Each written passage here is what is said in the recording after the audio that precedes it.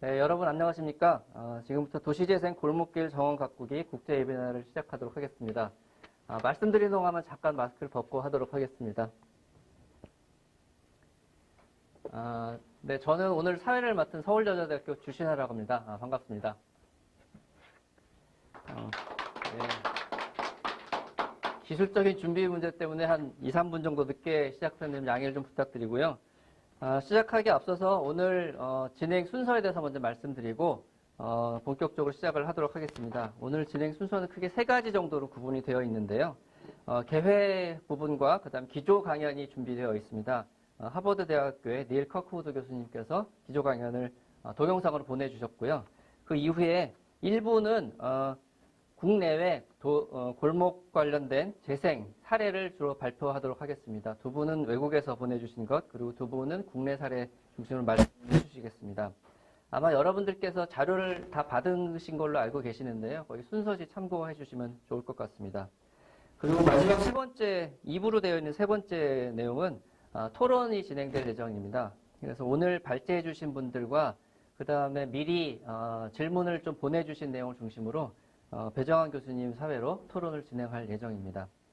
그러면은 본격적으로 오늘 국제 웨비나를 시작하도록 하겠습니다. 코로나 때문에 여러 가지가 많이 바뀌고 있는 것 같습니다. 그래서 웨비나라는 용어도 많이 익숙해져 있는 상태인데 아직도 어색한 부분이 많이 있는 것 같아요. 저희가 뭐 준비를 나름대로 열심히 했으니까 열심히 잘 들어주시고 적극 참여해 주시길 부탁드리겠습니다. 먼저 환영사 듣도록 하겠습니다. 이 행사가 서울국제정원박람회의 일환으로 진행이 되고 있고요. 서울국제정원박람회는 서울시와 같이 진행을 하고 있습니다. 그래서 오늘 환영사는 서울시 푸른도시국의 최윤중 국장님 말씀을 듣도록 하겠습니다.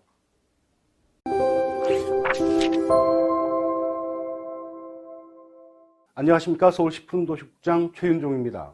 오늘 2020 서울국제정원박람회와 연계하여 개최하는 도시재생 골목길 정원 가꾸기 국제 웨비나에 참여해 주신 시민 여러분과 관계자분들께 진심으로 감사의 말씀드립니다. 우리 시는 지난 2015년부터 정원문화 확산과 정원산업 발전을 위해 매년 서울 정원박람회를 개최하였으며 작년에 최초로 재생형 정원박람회를 시도하였습니다. 그 결과 해방촌 지역 주민들이 직접 참여하여 함께 동네 정원을 만들고 해방촌 마을 정원사 공동체를 형성하여 지금까지도 계속 유지관리에 참여하고 있습니다. 이처럼 도시재생과 연계한 서울형 정원박람회는 시민들이 자발적으로 정원을 가꾸어 나갈 수 있도록 그 기반을 만들어주고 있습니다. 저는 이제 종용 녹지 분야가 더 나아가 도시재생과 서로 긴밀하게 융합하여 복잡하고 다양하게 얽혀있는 도시 문제를 해결해 나가야 한다고 생각합니다. 특히 우리가 가장 먼저 변화를 느낄 수 있는 매일 만나는 내 집 앞 골목길 재생과 정원의 결합과 조화는 도시재생의 시작점이 되기에 충분하다 생각됩니다. 그렇기에 오늘 이 국제 웨비나는 매우 의미 있는 자리가 될 것입니다. 각국의 저명한 석학 및 지자체와 기업이 한자리에 모여 골목길 활성화와 재생, 그리고 정원을 주제로 한 사례 발표와 더불어 우리가 가야 할 방향을 함께 논의하게 된 것을 대단히 기쁘게 생각합니다. 이번 웨비나를 통해 정원과 조경을 바라보는 새롭고 다양한 시각이 정립되어 앞으로 조경 녹지 분야가 도시 재생에 큰 역할을 차지할 수 있도록 좋은 발전 방안이 도출되기를 기원하겠습니다. 여러분 모두 잘 아시겠지만 2020 서울국제정원박람회 오프라인 행사는 아쉽게도 코로나19로 인해 내년 봄으로 연기되었습니다. 이런 어려운 상황 속에서도 온라인으로 이런 자리를 마련해 주신 환경조경 나눔연구원과 참여해 주신 모든 분들께 다시 한번 감사 말씀드립니다. 우리 시도 더 열심히 준비하여 보다 멋진 2020 서울국제정원박람회로 보답하겠습니다. 감사합니다.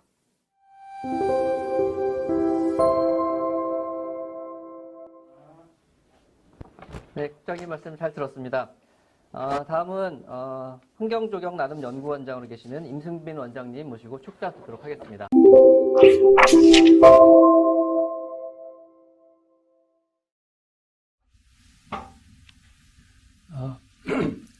안녕하십니까. 환경조경나눔연구원장 임승빈입니다. 우선 오늘의 국제 세미나에 참여하신 국내외 참가자 여러분을 환영하면서 동시에 감사의 말씀을 드립니다.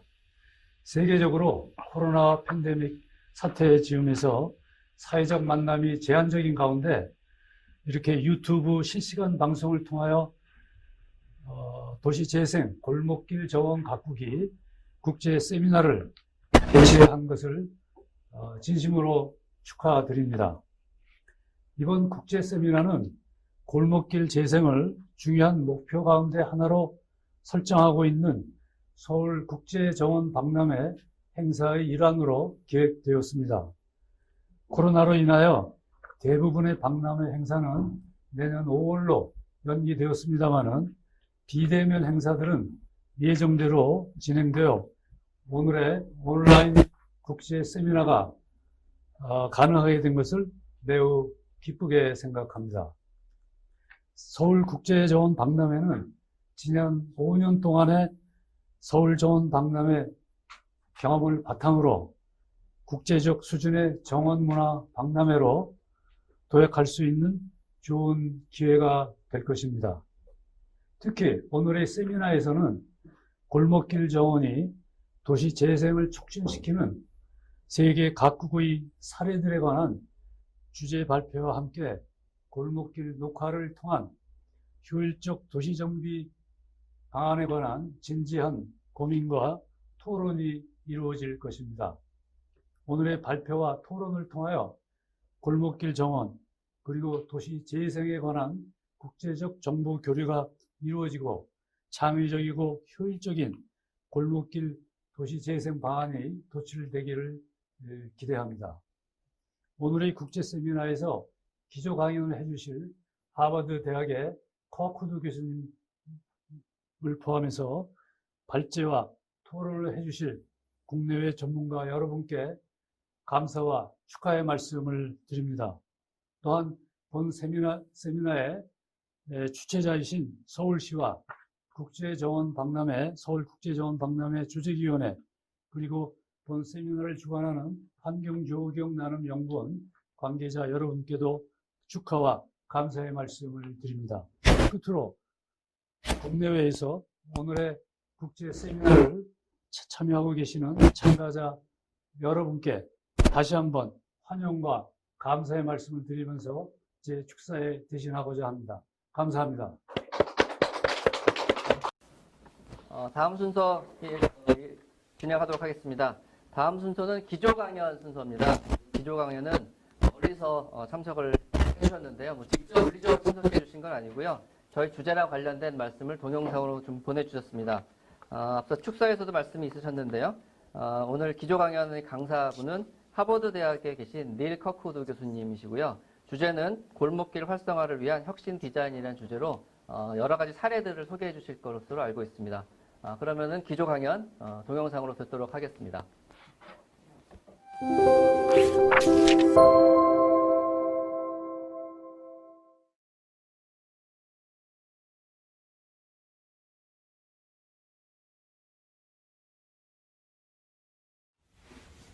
Hello, this is Professor Neil Kirkwood. I'm the Associate Dean for Academic Affairs and Professor of Landscape Architecture and Technology in the Department of Landscape Architecture at the Harvard Design School in Cambridge, Massachusetts, United States. And I'd like to thank Professor Im and the organizers of the international webinar for the invitation to present my short talk to you today titled Aspects of Alleyways, Design Ideas and Innovation. The presentation has three parts as follows. Part one, it addresses the city of Edinburgh in Scotland and the alleys, closes, venels. And I'll open with the ideas of alleys in my own hometown and how they evolved in the city historically. I'll briefly describe the simple differences between public and private ways and uncovered and covered passageways in the city fabric from its origins in the 12th century and high-density development in the 18th century. In the second part, I'll briefly discuss Patrick Geddes, who was a resident of the Old Town and who in the early 20th century, as a Scottish landscape painter, planner and designer, reclaimed the alleys and alleyways internationally, but particularly in the mid-sized towns of India. And the third and final part is concerned with the alleys and what I'm calling water alleys of Bangkok, Thailand, that were part of a graduate landscape design studio that I ran this spring in 2020. Starting with the alleys of Edinburgh in the Old City, they appear in many forms, from private alleys between buildings that have lockable gates and are known as closes, C-L-O-S-E-S, closes, to open public pedestrian alley routes up and down through the city, day and night, as shown here. And then the range of terms are defined that include alley as a passage between or behind two buildings, a wynd, W-Y-N-D, which is an open thoroughfare wide enough for a horse and a cart, to a venel, V-E-N-N-E-L, which is wider and appears as a minor street. So these public spaces appear in the fabric of the Old City that is illustrated here in this plan of Edinburgh from 1742. The fortified castle at the left denotes the High Point, and the west-east Main Street or High Street descends down to the Royal Palace on the right-hand side of the plan. The land drops off north and south from the main street, so the alleyways, which contain ramps and steps, allow pedestrians to move easily through, down, and across the Old City. This image shows the castle at the highest point, and the land that falls away to the north to Princes Street Gardens, a major green open space. The key issues found in Edinburgh related to alleys are the integration of them into the topography and the context, private access versus public access, and how the scale and width of the alley determines its use, and therefore, by use, its naming. And more detailed plans show the location and quantity of the alleys and closes in relationship to the west-east Main Street, High Street, or the Canongate, as it changes its name. So the alleys and closes facing north and south have different characteristics, quality of light, usage, and levels of activity. On the right image is Barry's Close. You can see illustrated a typical enclosed alleyway open for full access during daylight hours that moves under and through buildings that were reconstructed around it and over it through the 17th to the 19th centuries. The changes of elevation produce alleys that are long sequences of stairs, with rooms spanning across the lane as shown on the right, or as part of the University of Edinburgh's graduate student dorms in the Old Town. The widest alley type is the Venel, which resembles a minor stepped roadway with buildings and gardens backing onto it. This one in particular was the route I myself took to elementary to high school back in the late 1950s and early 1960s. And it also followed the Flodden Wall, which is a former military fortification for the city completed in 1560. In this view of the Old Town, you can see the architecture stepping down the slope.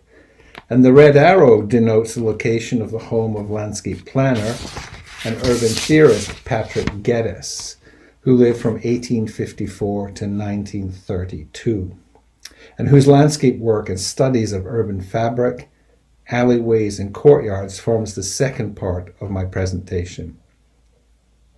A resident of the Edinburgh Old Town, he was a biologist, a sociologist, a geographer, a town planner, an inventor of what is called the diagnostic survey and conservative surgery in civic design, as well as the concept of the region and the regional section. He was very familiar with the alleys, closes, and venels of his hometown of Edinburgh. And this was reflected in his international planning and design work in Southeast Asia, and particularly in India, where he recognized the value of alleyways for movement, trading, and social and cultural life in the fabric of regional towns. In his book on his planning and design work in India, edited by Jacqueline Traiwit, it demonstrates the ideas of the diagnostic survey, where every tree, seat, paving material, etc., is noted and documented, similar to the workings of a human body. The second drawing outlines the removal of individual buildings, the opening up of alleys, and the formation of courtyards and public spaces through what he termed conservative surgery. And in this way, a modest approach to regeneration is achieved organically rather than through wholesale demolition and complete replacement. Here is illustrated another example in Balrampur, again in India, in 1917, with the before and after plan of the city fabric, opening up alleys and alleyways with trees and small courtyards based around a large-scale water tank and public clothes washing area.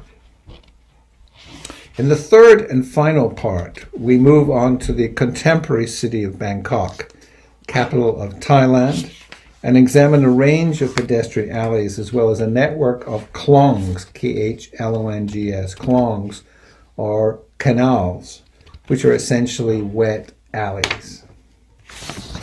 Taking advantage of this low-lying delta location of the city, as well as the historical construction of the city core through water infrastructure and transportation.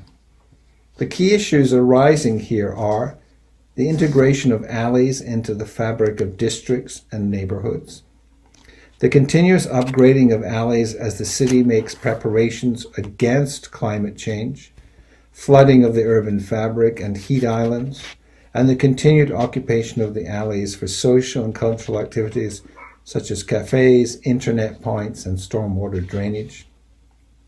The land-based alleys are busy with mobile food vendors, ground-level stores, and local foot and scooter delivery traffic.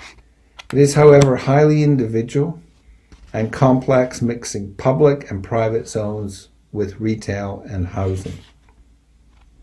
This overall plan shows a central part of the city core, with the main Chao Phraya River and the number of canals that have been lost since 1932 up until 2017 in the faint dashed lines on the map.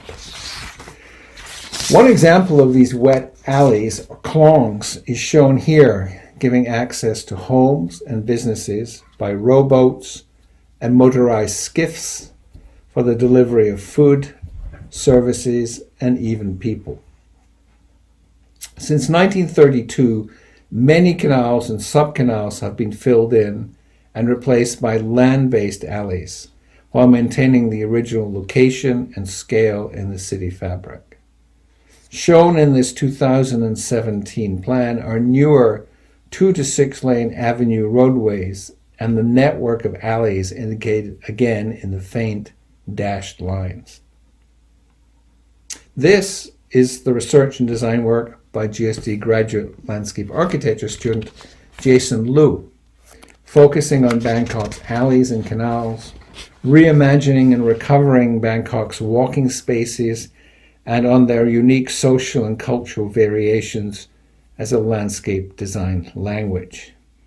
It formed part of a graduate advanced studio at Harvard that I conceived and led and was carried out this spring. His first set of studies focused on existing streets and waterways through sectional studies at the human scale. Jason's project explored how to build up a design language based on Bangkok's existing street profiles, as noted on the previous slide, and how to turn alleys like acupuncture in the city into a new type of walking space that preserves the vibrant existing social activities on the ground while also opening up opportunities for stormwater management below the surface. Here are 3 sectional examples from 4 meters in width to 1.5 meters in width. However, to ground this framework closely to nowhere else but Bangkok requires examination into what local social activities will the alleys be expecting and which groups of people are targeted to use these spaces more than others. Here's an aerial image of one of the study areas, the Bang Chang Lo Alley. The strong local presence is also represented through the invisible part of an alley, the underground components. By incorporating stormwater management strategies, the alley becomes more than just a location for urban furniture, but a microecology model for the entire city. This model is expanded over other conditions such as alleys alongside retail and commercial ways, and besides existing clongs, the canals, as shown in the sections and axonometric studies. Finally, a larger approach to monsoon rainfall management and sustainable movement of water can be achieved by combining different aspects of the alleyway kit of parts to discharge it into the canals. In this way, the alleys and their renovation and reconstruction aid the larger approach to resilient and climate-based alternative futures for the city. Thank you very much for your attention, and I wish all the participants and presenters and audience a very, very good event, and I hope that in time we will be able to return to meeting, talking, and discussing these important design issues in person in Seoul. Thank you very much.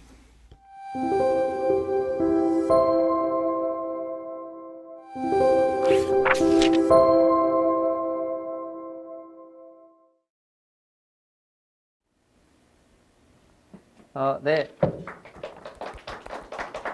컵코드 교수님의 기조 강연 잘 들었습니다.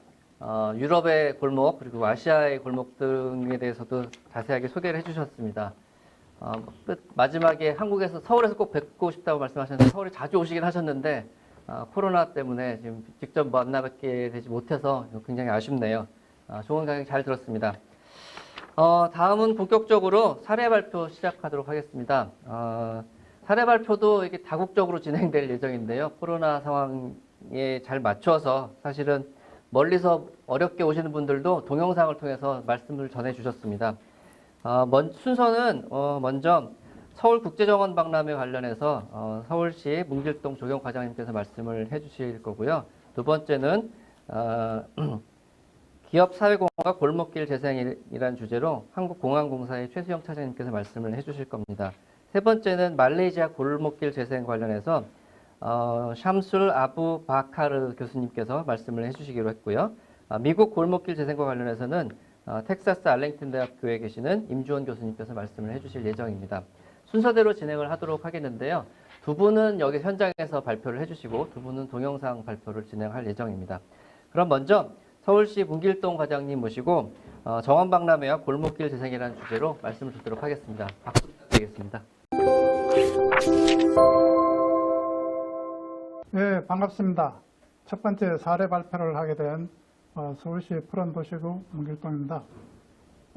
저는 오늘 서울정원박람회와 골목길 재생에 대한 그 사례 발표를 하도록 하겠습니다. 저희들이 그 서울정원박람회를 2015년부터 금년이 6번째 개최하게 됩니다. 서울정원박람회는 크게 4가지의 그 이슈를 가지고 진행을 하게 되는데요. 첫 번째는 이 정원을 조성하는 게 되겠습니다. 두 번째는 산업전을 통해서 새로운 그 트렌드를 공유한다든지 새로운 정보를 교환하는 그런 이 마당이 되겠고요. 세 번째는 컨퍼런스를 통해서 정원 담론과 함께 그 지식을 공유하는 그런 기회를 부여하게 되고요. 네 번째로는 다양한 정원 체험 프로그램에 참여함으로 해서 정원 문화를 확산하는데 정원 이 박람회의 그 목적이 있다고 하겠습니다. 저희들이 이 정원 박람회를 개최하면서 그동안에 국내외 사례들을 많이 참고를 했습니다. 잠깐 국내외 정원 박람회 관련된 그 내용들을 좀 보면은 국내에서는 정원 박람회 기간이 연력이 상당히 짧습니다. 제일 먼저 시작된 게 97년도부터 시작한 고향 국제꽃박람회가 있고요. 그 이후에 2013년도에 순천만 국제정원 박람회가 있었습니다. 그 다음에 경기정원 문화박람회가 있었고 2015년도에 서울정원 박람회 이렇게 해가지고 저희들은 역사는 매우 짧습니다만은 아주 알차게 그렇게 진행을 하고 있다 이렇게 말씀을 드릴 수 있겠습니다. 그 해외의 사례를 보시면은 여러분도 잘 아시겠습니다만은 독일은 역시 이 정원 박람회 나라답게 매년 2, 3개의 이 주정원 박람회가 있고요. 2년마다 개최하는 연방 정원 박람회, 그 다음에 10년마다 개최하는 국제정원 박람회가 있습니다. 영국은 역시 역사가 아주 오래됐습니다. 190년 이상 된 체시 플라워쇼가 있고요. 프랑스는 정원을 하나의 예술 작품으로 그렇게 보고 진행을 하는 쇼먼 가든 페스티벌이 있습니다. 우리 서울정원 박람회는 서울형이라고 말씀을 드릴 수 있겠습니다. 앞서 말씀드린 이런 해외 사례들을 좀 종합을 해서 서울에 가장 맞는 옷을 입히자라고 시작을 했고, 그래서 저희 처음에는 오래된 공원을 리뉴얼하는 그런 박람회로 시작을 했습니다. 그래서 2015년부터 2016년까지는 월드컵 공원에서 노후된 공원에 새로운 즐거움을 줄 수 있는 요소들로 박람회를 개최를 했습니다. 그 다음에 2017년과 2018년에는 여의도 공원에서 2년간의 공원 리뉴얼과 함께 정원 박람회를 진행을 하게 됐습니다. 5회째가 되는 2019년도에는 서울 정원 박람회를 골목으로 들어가서 새로운 트렌드로 시도를 하게 됐습니다. 금년에는 이를 좀 더 확장해서 서울 국제정원 박람회로 진행을 하게 됐습니다. 그래서 저희들이 주요한 슬로건으로 내걸은 게 링크 가든 띵크 라이프가 되겠습니다. 이 내용은 마을을 중심으로 정원으로 주민과 소통하고 마을을 재생하는 그런 서울형의 국제정원 박람회가 되겠습니다. 마찬가지로 국제정원 박람회에도 크게 4가지 이슈로 진행을 할 예정입니다. 먼저 정원 전시와 정원 컨퍼런스, 그 다음에 정원 산업전, 정원 프로그램 이렇게 4가지를 하는데요. 금년에는 여러분도 잘 아시겠지만 이 코로나19의 팬데믹으로 인해서 두 번째의 정원 컨퍼런스만 당초 예정됐던 10월 8일부터 18일 기간 동안에 개최를 하게 되고 내년 5월 달에 나머지의 이 3가지 이슈를 진행을 할 예정입니다. 주요한 이 개최 예정지를 보시면은 서울로 7017을 중심으로 해서 만리동과 중림동 일대의 골목길 안으로 들어가는 내용으로 구성을 했습니다. 특히 국제정원 박람회의 타이틀에 맞게 해외 초청 작가와 그 다음에 작가 정원을 진행을 하게 되는데요. 작가 정원은 특히 이제 국내 47개 팀, 해외 33개 팀이 참여를 해서 이 중에서 가장 우수한 5개 팀을 저희들이 선발을 했습니다. 그 외에도 학생 정원이라든지 동네 정원이라든지 이런 부분들도 차질 없이 진행해 나갈 예정입니다. 지금 현재 진행을 하고 있는 이 웨비나는 저희들이 10월 8일부터 18일까지 하는 미리 온라인으로 만나볼 수 있는 이 박람회가 되겠습니다. 다음은 저희 정원박람회와 골목길 재생에 대해서 작년에 진행을 했던 내용을 중심으로 말씀을 드리겠습니다.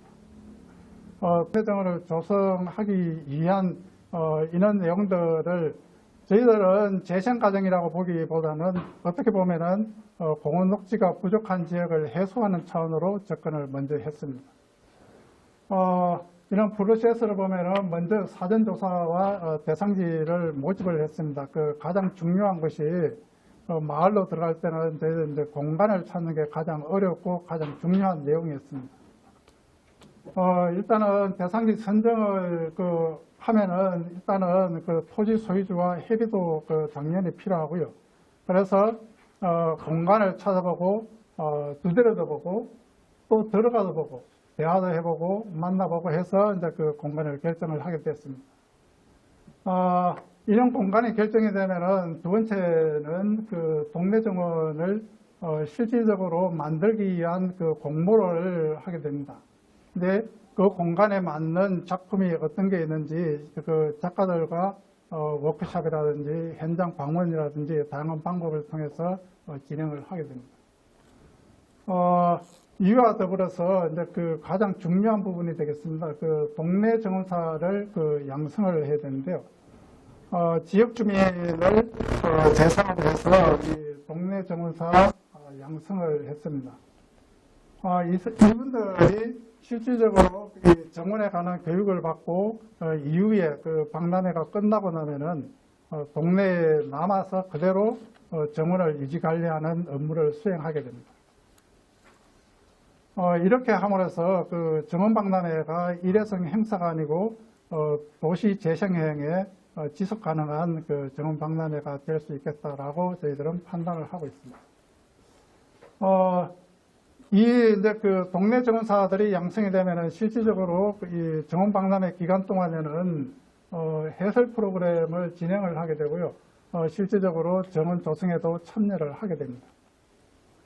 이후에 그 주민 공동체를 설립을 해서 지속적으로 유지 관리를 진행을 하고 있습니다.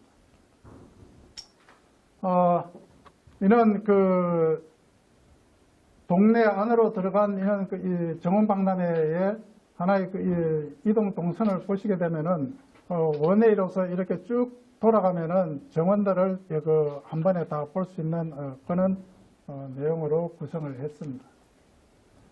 잠깐 그 작품들을 보겠습니다. 그 오른쪽에 있는 이런 약간 이 버려진 공간들을 이렇게 변신을 시킨 작가 정원이 되겠습니다. 이것도 마찬가지로 작가 정원입니다. 다음은 학생 정원인데요. 학생 정원은 대부분 이제 그 3평방미터에서 큰 거는 11평방미터까지 작은 공간입니다. 작은 공간을 왼쪽에 보시면은 저렇게 그 약간 버려진 그런 공간들을 새롭게 동네 공원으로서 탈바꿈을 시킨 그런 사례가 되겠습니다. 심지어는 베란다라든지 아니면은 아주 작은 공간도 이렇게 녹화를 시켰습니다. 이 좁은 공간이라든지 여기는 그 해방촌 안에 있는 신흥시장 입구가 되겠습니다. 여기에 초청 정원을 만들었는데요. 이 초청 정원으로 인해 가지고 신흥시장이 결국은 그 핫스팟으로서 지금까지도 아주 그 젊은 사람들에게 상당한 인기를 누리고 있는 그런 지역으로 탈바꿈이 되었다라고 말씀을 드리겠습니다. 다음은 그 주민정원이 되겠습니다. 그 동네 정원사를 양성을 해서 실질적으로 자기 집 앞이라든지 아니면은 그 골목길 안을 이렇게 그 작은 플랜트를 이용을 해가지고 정원을 조성한 사례들이 되겠습니다. 시장 앞이라든지 가게 앞이라든지 내 집 앞이라든지 이는 다양한 식물들로 구성된 그 골목길 가꾸기 사업을 시행을 하게 됩니다. 마찬가지로 그 시장 안쪽에 있는 이 행잉을 이용해서라도 이렇게 그 녹색을 주는 이런 이 눈이 즐거운 이런 이 광경도 연출을 하게 됩니다. 이렇게 이제 그 가게 앞에 작은 이 플랜트를 이용해서 역시 마찬가지로 이 소규모의 정원도 조성을 했습니다. 이와 같이 그 마을 안으로 들어갔던 우리 그 정원 박람회가 여러 언론 매체를 통해서 전국으로 알려지게 됐고요. 그 상당한 인터뷰도 있다는 말씀을 드리겠습니다.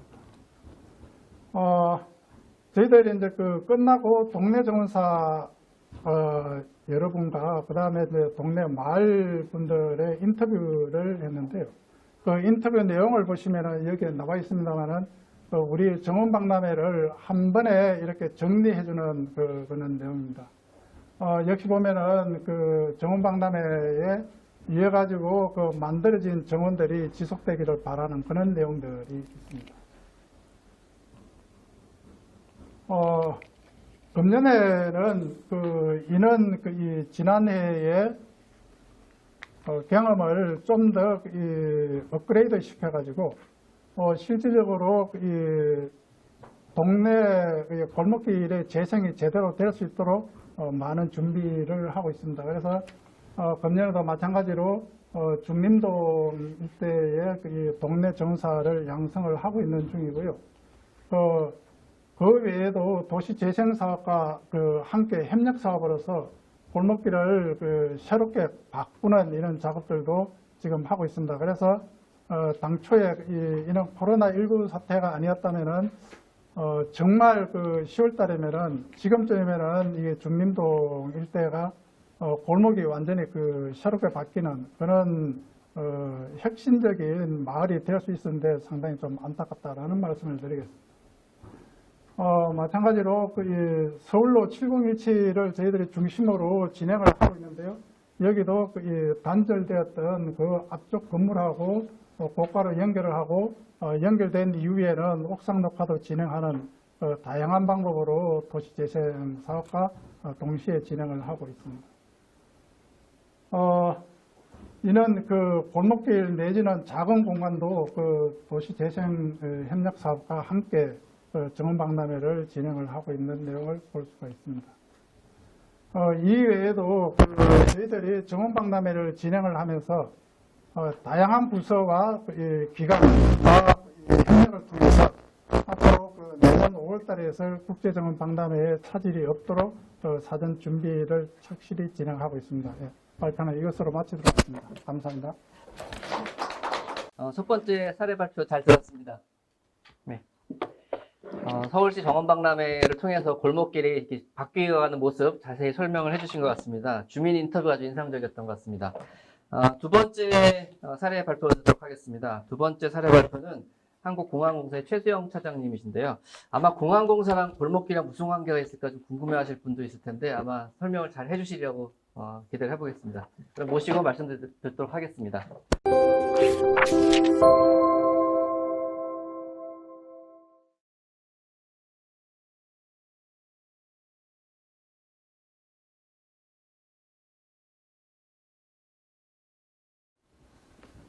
네, 안녕하세요. 한국공항공사에서 사회공원 사업을 맡고 있는 최수영 차장입니다. 지역에서 길을 찾다라는 주제로 한국공항공사의 사회공원 사업에 대해서 설명드리도록 하겠습니다. 먼저 저희 한국공항공사에 대해서 간단히 소개해드리겠습니다. 한국공항공사는 인천국제공항을 제외한 전국 14개의 공항을 운영 관리하는 공기업입니다. 저희 공항공사는 공항의 업과 연계해서 지난 10년간 다문화 지원 사업에 대해서 많은 노력을 기울여 왔습니다. 그러나 최근 들어 많은 기업들이 다문화 지원 사업에 참여함으로 매우 보편화되었고, 이와 더불어서 이제 정부 정책이 지역사회 가치의 중요성을 높임으로써 저희 공사는 공항을 기반으로 한 지역사회의 가치 창출에 관심을 기울이고 있습니다. 먼저 기후변화와 온실가스 이슈로 저희는 공항 인근 지역에 탄소를 흡수할 수 있는 수목을 심어서 숲을 3년간 조성했는데요. 지역사회에 숲을 조성하는 의미 있는 사업이긴 했는데 지속적인 지역사회의 소통에는 한계가 있었습니다. 이러한 경험을 토대로 공항 인근 지역에 이제 돌보지 않는 땅에 쓰레기를 치우기도 하고 꽃도 심는 게릴라 가드닝을 2014년부터 16년까지 했는데요. 참여한 봉사자들도 의미 있었고 지역 주민들과 같이 하기는 했던 의미 있는 사회공헌이긴 했으나 꽃을 심고 나서 다음 해에 가보면 아무것도 남아있지 않더라고요. 그래서 지역의 근본적인 환경을 바꾸는 데는 한계가 있어서 아쉬움을 남기는 사업이었습니다. 앞에서 보신 바와 같이 공항 인근 지역에 한국공항공사는 많은 노력을 기울였습니다. 근데 좀 더 근본적으로 환경을 개선할 수 있는 방안이 필요했고 도시재생이라는 이슈와 자연스럽게 연결이 되었습니다. 이제 여기서 먼저 공항 인근 지역에 대한 특성을 좀 살펴봐야 되는데요. 여행을 위해서 이제 공항에 가시는 분들은 설레이고 또 신나기도 하고 힐링도 되고 이런 느낌을 가지실 텐데요. 이제 공항 주변에 사시는 분들은 사진처럼 그리 녹록하지가 않습니다. 소음뿐 아니라 개발이 제한되어서 슬림화된 곳이 굉장히 많습니다. 공항의 소음과 지역사회의 갈등은 공항공사의 오래된 난제였습니다. 한 해에 몇백억을 피해 보상비로 지불하고 있지만 물리적인 것과 비용적인 모든 지원이 한계를 갖고 있었고 저희는 지역 주민의 삶에 도움이 될 수 있는 상생협력 프로젝트를 기획할 수밖에 없게 되었습니다. 이러한 효율적인 프로젝트 추진을 위해서 학교가 밀집된 지역에 그 환경을 개선하는 사회공헌 사업을 시작하게 됐는데 먼저 사전 노력이 필요했습니다. 시민 참여를 위해서 저희 공사뿐 아니라 서울시와 양천구 그리고 환경조경 나눔연구원이 함께 2017년 협력 공동체를 결성하였습니다. 이제 이런 프로젝트를 위해서 이제 적합한 명칭을 만들기 위해서 시민 공모를 열었는데요. 최종으로 하늘길 초록동행이라는 프로젝트명이 탄생하게 되었습니다. 사진에서 보시는 것처럼 대상 골목은 학교가 매우 밀집된 곳이긴 한데 아이들이 다니기에는 매우 슬럼화되어 있고 또 보행자의 안전이 보호받지 못하는 등굣길이었습니다. 지역 주민의 소통과 참여를 이끌어내기 위해서요. 다양한 노력을 했는데요. 디자인 전후를 통해서 다양한 자리를 마련했습니다. 주민 설명회는 물론 전문가의 회의를 통해서 다양한 의견들을 개진하였고요. 그리고 지역 주민들과 꽃 심거나 여러 가지 행사들을 통해서 가까이 할 수 있는 자리였던 것 같습니다. 보시는 그림은 지역 아이들이 공항을 생각해서 그린 그림인데요. 조금 차별화되는 특징이 있습니다. 일반적인 아이들은 날개를 많이 그리는 그림을 볼 수 있는데요. 여기 아이들은 비행기의 바퀴를 그립니다.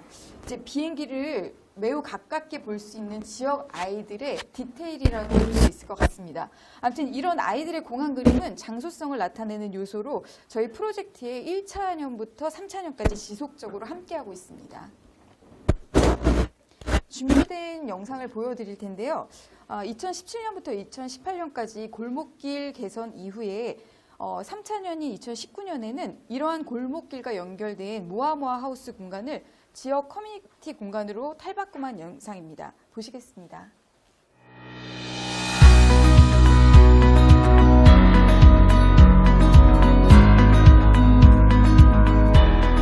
도심에서 만나는 자연은 공간, 시간, 관심의 가치를 가져다 줍니다.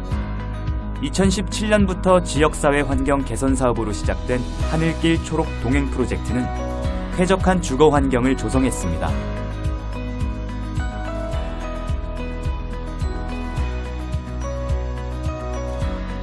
이번 사이트를 선택하면서 가장 먼저 언급된 내용들은 저 공간은 무엇을 위한 공간일까 하는 의문이었습니다.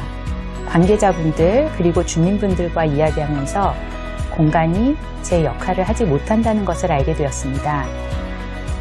차도로 되어 있으나 차가 다니는 곳이 아닌 불법 주차로 이용되며 보도는 좁고 끊겨 있어 제 기능을 할 수 없고 분리수거함은 설치 의도와 다른 의도로 오용되고 있었습니다. 조경일을 하다 보면 살아가는 공간과 사람의 관계가 얼마나 소중한지를 느끼게 됩니다.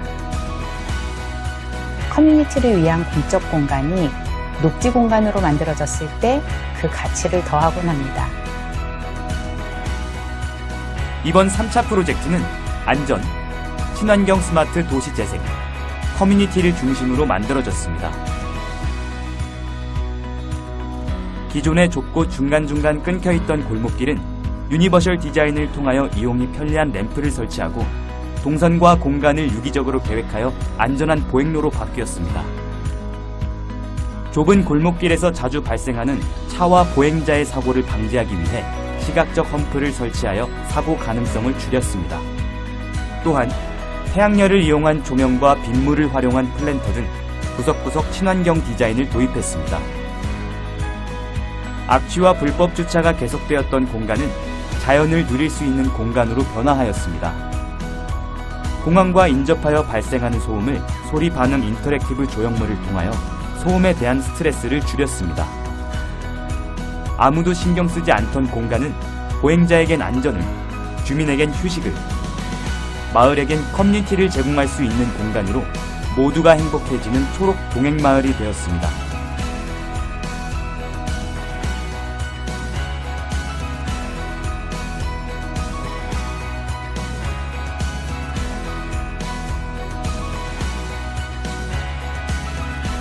하늘길 초록 동행은 신월삼동 주민, 한국공항공사, 환경조경나눔연구원, 서울시, 양천구가 함께 사회공헌 사업의 일환으로 살기 좋은 골목길을 만들었습니다.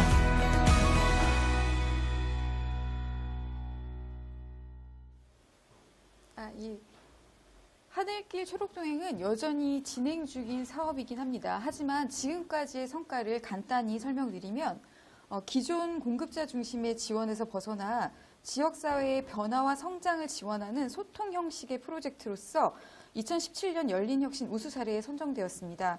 또한 지역 주민의 설문조사를 통해 사업 전후 매우 높은 변화의 만족도를 확인할 수 있었습니다. 그 외에 저희 하늘길 초록동행 사업 이외에도 공항공사는 소음피해 지역에 장애아동과 비장애아동이 함께 놀 수 있는 통합 놀이터를 조성하고 있으며 노후주택의 차열을 위한 쿨루프 캠페인도 함께하고 있습니다. 결국 지역사회의 가치 중심의 사회공헌은 오랫동안 추진되어 온 저희의 민원 해소를 위한 수동적인 방식이 아니라 주민 공감대 형성을 통해 관계를 바꾸는 그런 가능성을 보여주는 자리였던 것 같습니다. 공항 때문이라는 불만에서 공항 덕분이라는 인식의 전환을 통해서 좋은 사회공헌 사례가 되었고 저희 공항공사는 이러한 경험을 통해 지역사회 성장을 지원하는 도시재생 연계사업으로 지속적으로 확정할 예정입니다. 이상으로 발표를 마치겠습니다. 경청해 주셔서 감사합니다. 공항공사에서도 다양한 형식으로 도시재생, 골목을 통한 도시재생을 진행하고 있는 것을 사례를 잘 들었습니다. 두 분 국내 사례에 이어서 계속해서 해외 사례 발표하도록 하겠습니다. 해외 사례 첫 번째는 말레이시아에서 자료를 보내주셨는데요. 푸트라 말레이시아 대학교에 계시는 샤물 아부 마카르 교수님의 사례 발표드리도록 하겠습니다. 뒷골목에 대한 얘기인 것 같아요. 여러 가지 사례들이 소개가 되어 있는 것 같습니다. 재밌는 사례가 많이 포함되어 있는 것으로 봤는데요. 그러면 동영상 방송을 시청하도록 하겠습니다.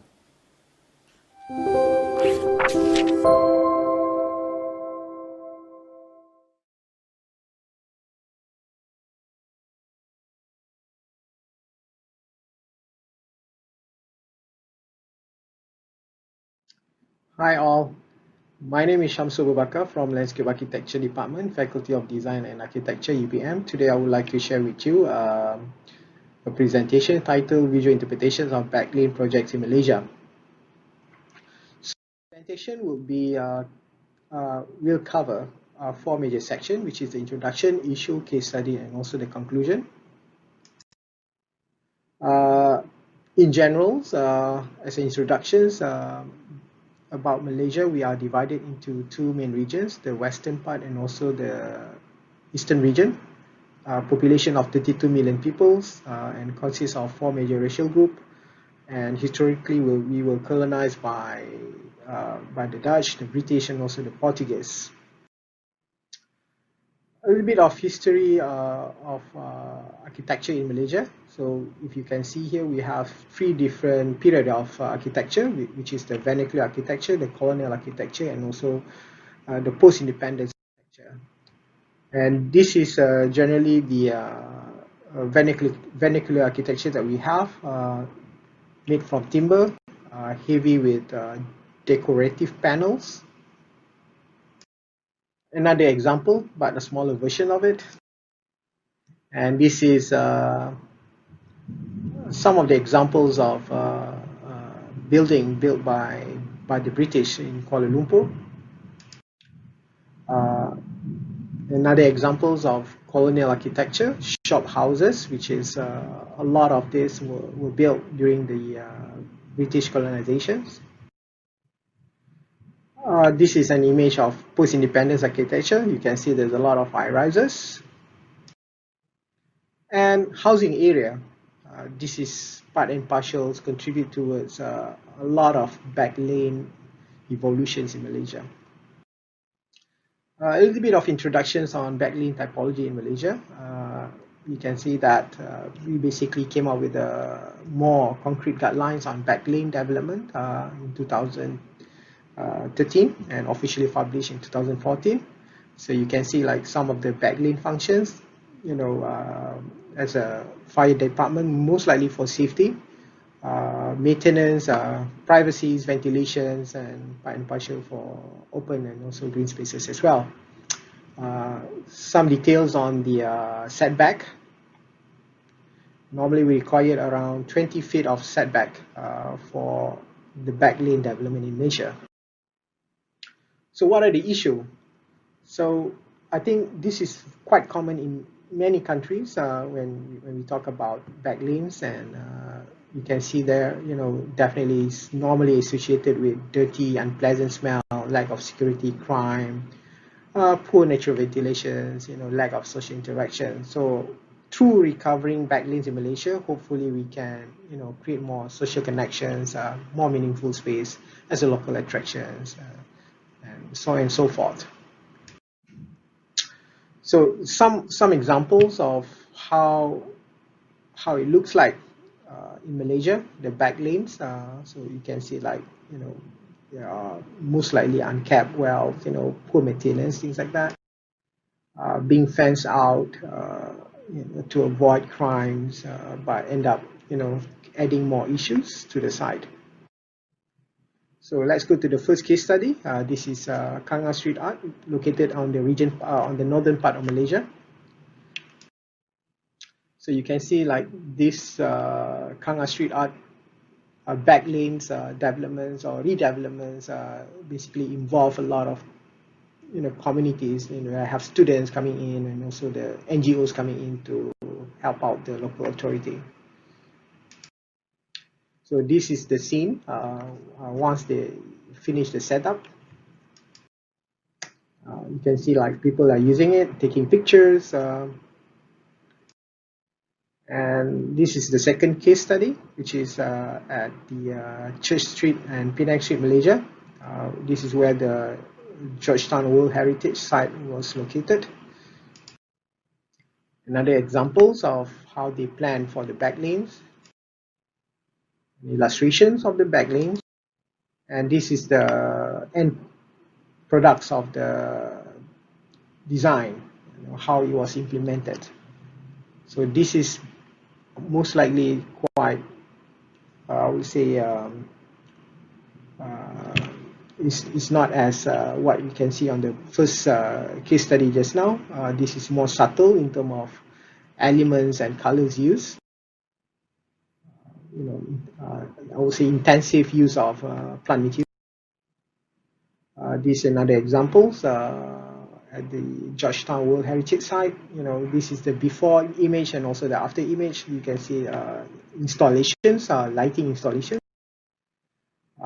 Before and after as well, you can see light installations, some upgrades on the wall and also the pedestrian walkway. Activities that they have at Georgetown. Another example by some of the international artists, wall are being painted. This is another example. So these are the locations where tourists are, you know, very popular with the tourists. Case study number 3, we talk about Kuala Lumpur backlane projects. And this is an examples of, I would say, multi-tiers developments or flat housings. And the thing is, what we can see here, developments of the projects, they use bright colors, you know, some upgrades on the lanes, using colors, things like that. You can see some of the activities here that we have. Most likely, if you can see here, we use a lot of murals, pictures, things like that, to add on more, I would say, energy to the site. This is another example, related to backlink projects in KL. So you can see like they came out with brochures, things like that, to promote some of the activities. So you can see these are some of the activities that was run by the locals. And case study number 4 is related to Kuala Terengganu backlink project. This is on the eastern part of Malaysia, or eastern part of the Malay Peninsula. So you can see there's a lot of installations, art installations beside murals on the lane. I think one of the interesting part about this project is how they try to use local resources and local materials. You can see that this is local fabrics, that locally produced as part of the cultural heritage in Terengganu. Definitely something, as you can see before, murals and some of the details. You can see that they use a piece of ceramics to create kind of patterns, and you can see here this is like a turtle. A turtle is very famous here, so they try to incorporate, as I mentioned to you just now, the local resources, local attractions, or local contact as part of identity when the project is done. And case study number 5 is related to Johor Bahru backlink projects.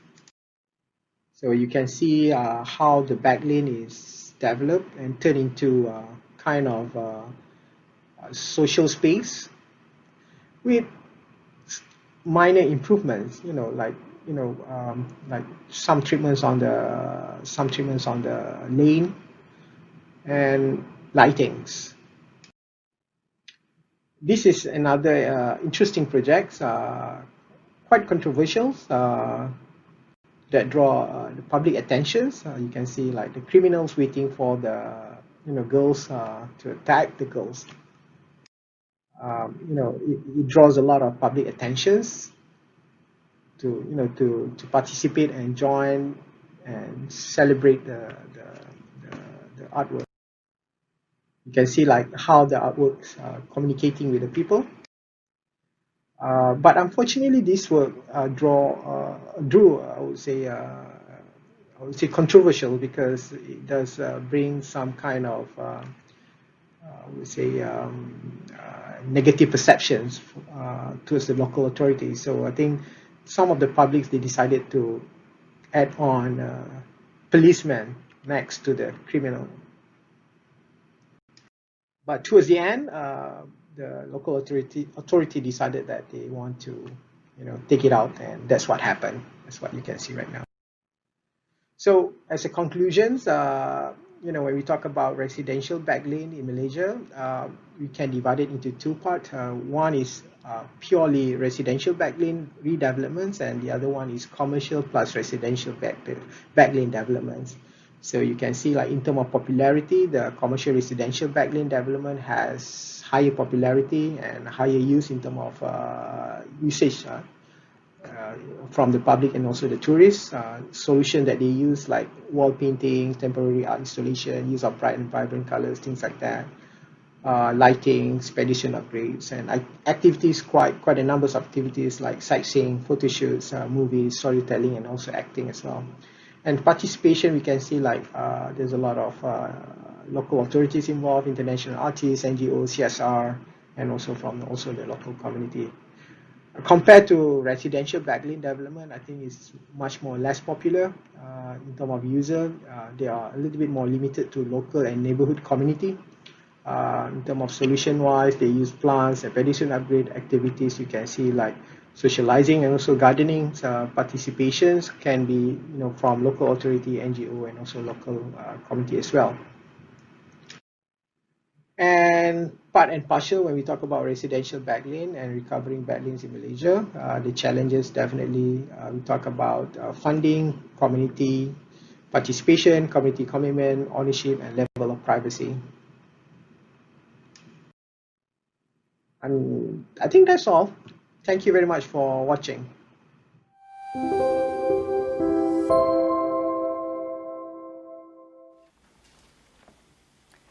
네, 샴술 교수님의 발표 잘 들었습니다. 다양한 골목 사례들을 얘기를 해주셨는데 특히 주거단지하고 주상복합단지 주변의 골목길을 어떻게 주생하는 게 좋을지 이런 말씀도 마지막에 정리해 주신 것 같습니다. 많은 도움이 될 것 같은 그런 사례였던 것 같아요.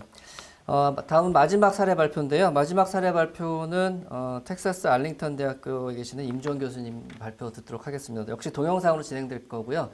동영상 상영 후에 한 5분 정도 쉬었다가 토론 진행하도록 하겠습니다. 그러면 마지막 동영상 보시도록 하겠습니다.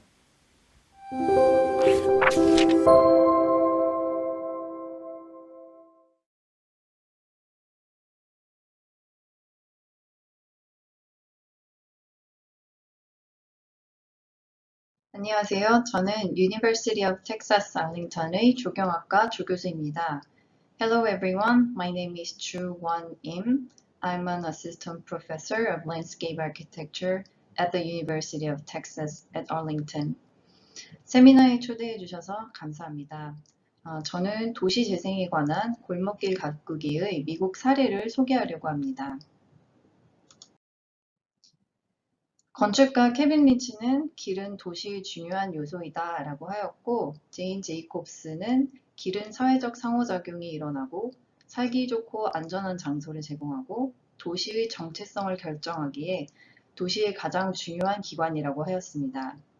그러나 도시 안에는 숨겨지거나 잊혀지거나 무시된 길들이 존재합니다. 그 길들은 너무 작아서 건물들 뒤에 가려져서 가기 힘든 곳에 있어서 등의 여러 가지 이유로 무시가 되고 있습니다. 이러한 길들이 도시 재생이라는 목표 하에 재조명되고 있고 미국에서도 이러한 골목길들을 되살리기 위한 여러 가지 전략들이 시행되고 있습니다. 그중 몇 가지를 오늘 함께 나눠보려고 합니다. 첫 번째 프로젝트는 벨 스트리트 파크입니다. 시애틀 시내와 1km 정도 떨어진 곳에 위치하고 있습니다. 주거지구에 위치한 약 400m 정도 길이의 골목길입니다. 아주 다양한 기관들이 프로젝트에 관여했는데요. 주민들, 시자문위원회, 시의 공원과 교통과 등이 있습니다. 시에서 공공녹지에 대한 조사를 하였고 벨타운이 공원에 대한 접근성이 떨어짐을 알고 공공도로를 공공녹지 광장으로 개발하도록 하였고 벨 스트리트 파크가 개발되었습니다. 그리하여 차량 중심 도로에서 공용 커뮤니티 공간으로 변화하였고 여러 가지 디자인 요소들이 추가되었습니다. 넓은 식재 공간이 더해졌고 보행자를 고려한 횡단보도를 재설치하였고 앉아서 쉴 수 있는 공간과 자전거 거치대 등 보행자와 방문자의 편의를 위한 시설을 설치하였습니다. 다음 프로젝트는 오스틴, 텍사스의 Activating Downtown Alleys 프로젝트 중 하나입니다. 프로젝트 골목길 111번, 넓이 20피트.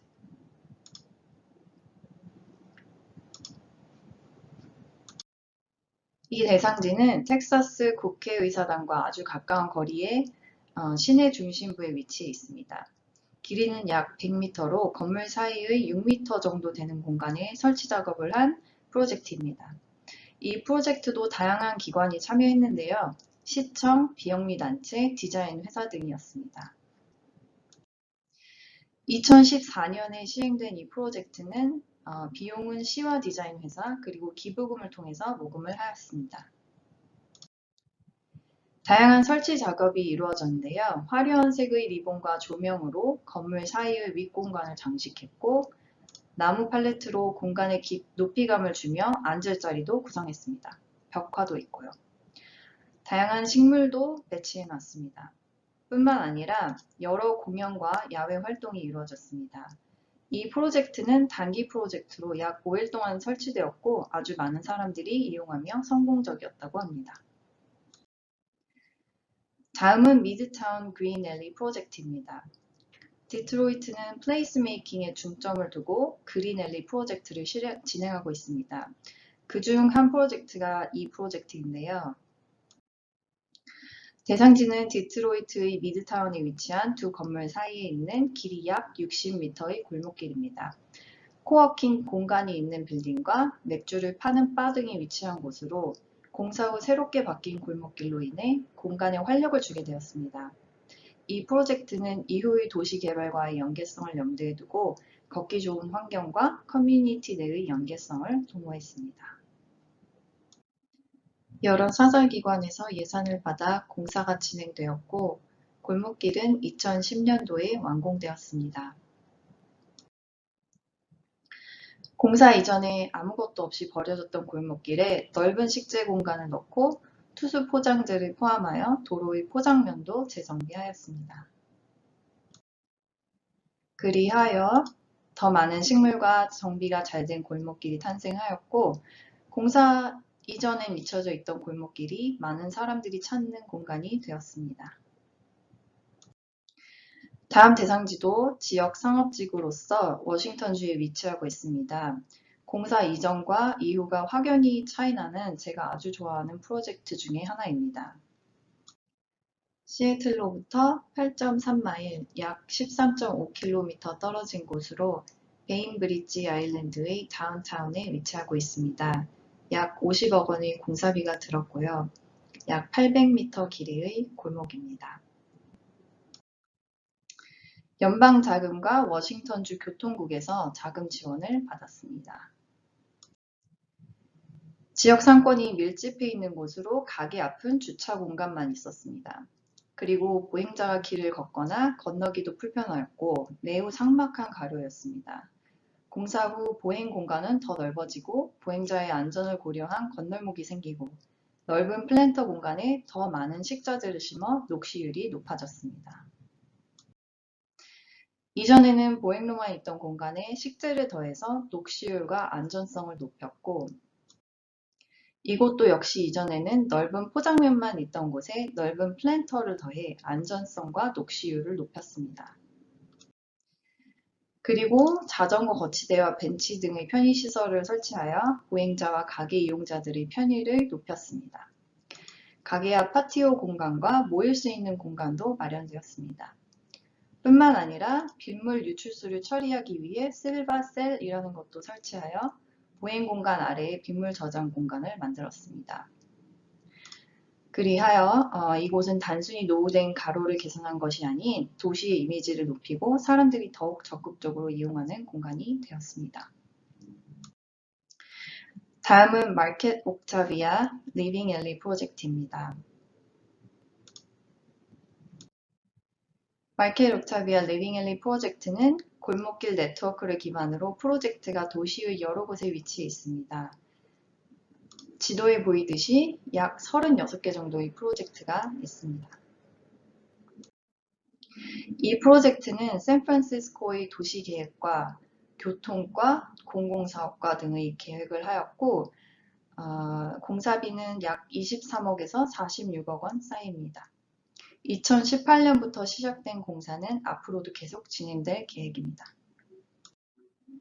이 프로젝트는 특히 리빙 앨리 툴킷이라는 매뉴얼을 개발하여 각각의 특색에 맞는 다양한 골목길을 개발할 수 있도록 하였습니다.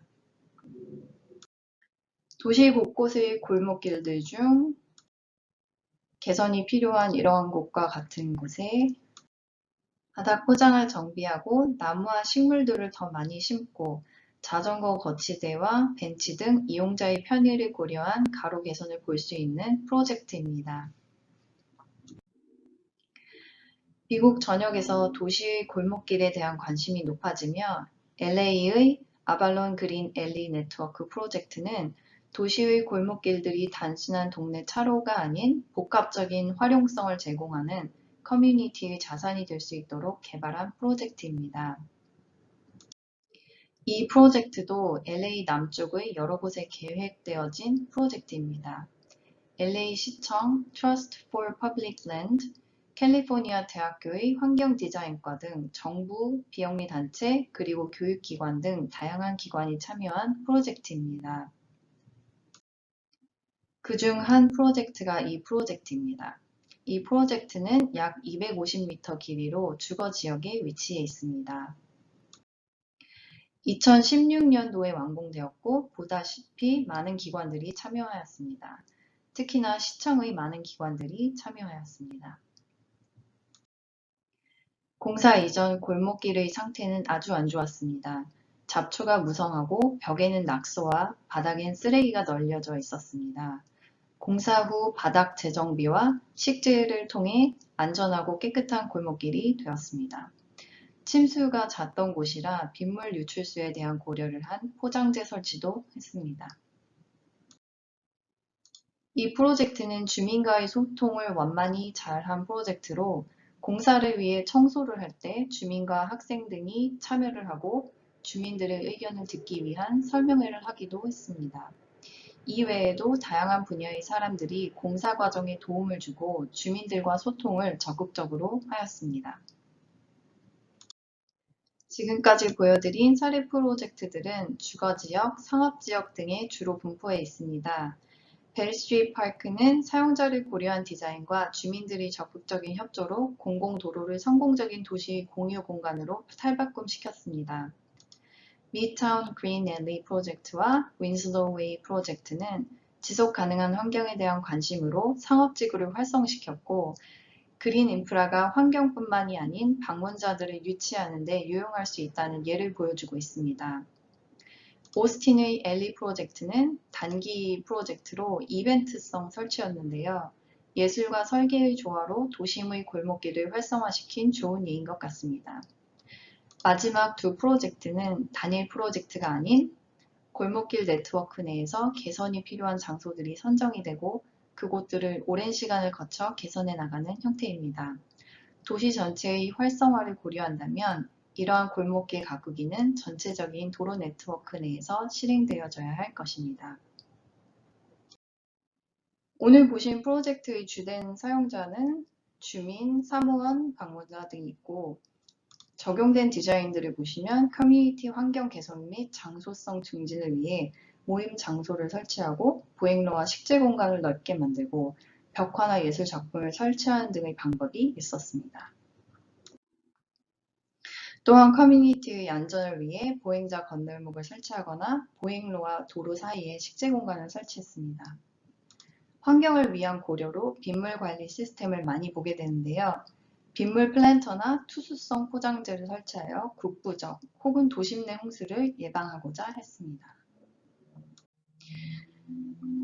프로젝트에 관여되는 기관들은 정부, 기업, 비영리단체, 지역단체, 주민단체 등이 있었는데요. 프로젝트의 과정은 정부에서 계획이 내려오는 하향식 접근 방법이 대부분이었습니다. 그 과정에서 비영리단체가 주민과 정부의 중간 단계가 되는 경우도 있고 정부가 제시한 정책에 주민단체의 도움을 얻어 프로젝트를 진행하는 경우도 있었습니다. 비영리단체와 지역단체는 프로젝트의 공사가 끝난 후 프로그램 운영이나 프로젝트를 알리는 데 역할을 하고 있었습니다. 공사비 지원에 있어서는 정부와 기업이 프로젝트의 예산을 지원해주고 개별적 기부를 받는 형태도 있었습니다. 공공도로의 프로젝트를 진행하다 보니 정부 주관 프로젝트가 많은데요. 주민이 주체가 되어서 하는 프로젝트도 활성화가 돼야 한다고 생각이 듭니다. 그럼 시청해주셔서 감사합니다. 질문이 있으시면 언제든지 아래의 주소로 보내주세요. Please send me any questions to this email. Thank you.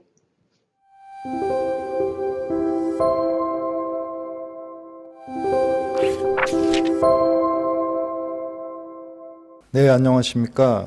서울국제정원박람회 정원 컨퍼런스 도시재생 골목길 정원 가꾸기 국제 웨비나 2부 순서 토론을 시작하도록 하겠습니다. 일부에서 여러 선생님들이 발표해 주셨는데 굉장히 많은 알찬 정보가 있었습니다. 즐겁게 들으셨는지 모르겠습니다.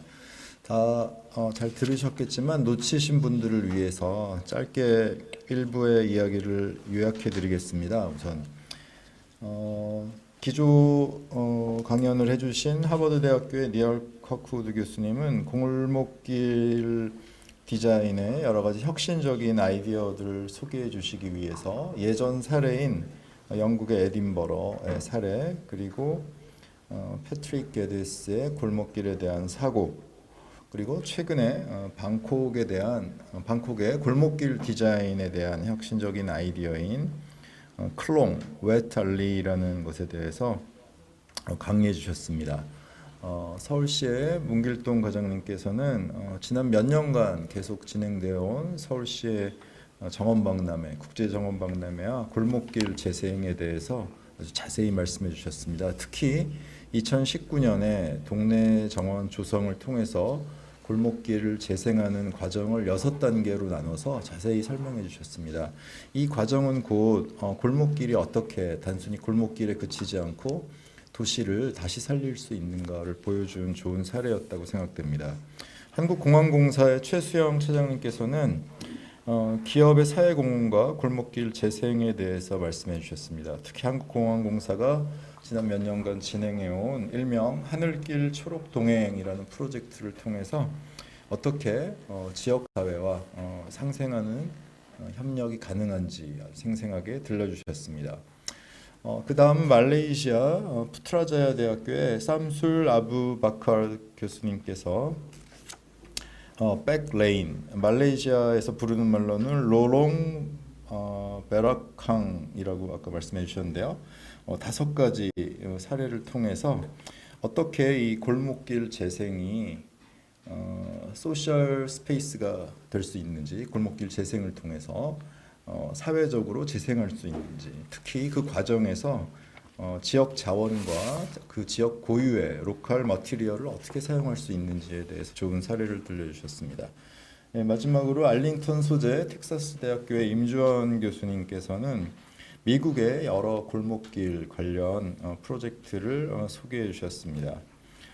시애틀의 벨 스트리트 파크, 그리고 텍사스 오스틴의 활성화 계획, 디트로이트의 미드타운 그린앨리 프로젝트, 그리고 샌프란시스코의 마켓 옥타비아 라이빙 얼리, 그리고 마지막으로 사우스 로스앤젤레스의 아발론 그린앨리 네트워크 등등에 대해서 소개해 주시면서 여러 골목길 재생의 주체가 어떻게 협력하고 어떤 재원을 통해서 어떻게 디자인으로 연결시킬 수 있는지에 관해서 상세하게 말씀해 주셨습니다. 자, 이제 이어서 2부에서는 오늘 발제해 주신 네 분이 상호 토론을 벌이는 시간을 갖도록 하겠습니다.